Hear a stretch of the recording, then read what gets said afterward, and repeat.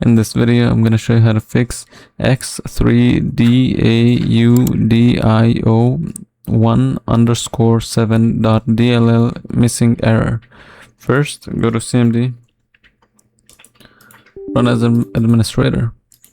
Now here, you want to write first command, dism/online, clean up image, restore health, and then press enter. Next, write sfc/scan now. Once it's done scanning, restart the PC and see if it fixes it. If it doesn't, then go to Google. Here you need to type the name of the missing DLL folder. Then click download. Go to the first one. Here you'll see 32-bit and 64-bit. If you have a 32-bit operating system, only download this one. And if you have 64-bit operating system, you should download both.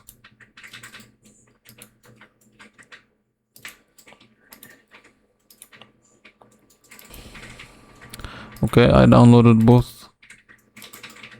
Now I will just label them.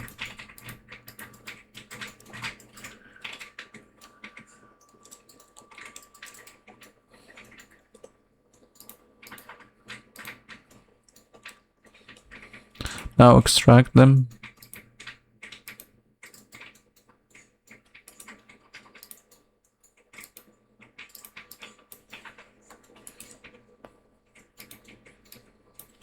Then go to this PC, C drive. Here you'll see Windows, so go to Windows. System 32.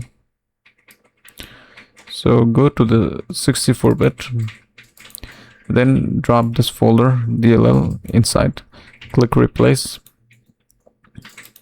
go back, go to syswap64, and then leave this place, go to the 32-bit,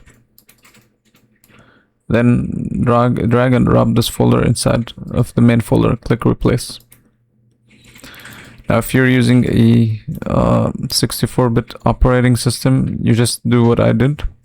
If you're using a 32-bit operating system, then just drag this 32-bit folder inside this folder, and that's enough.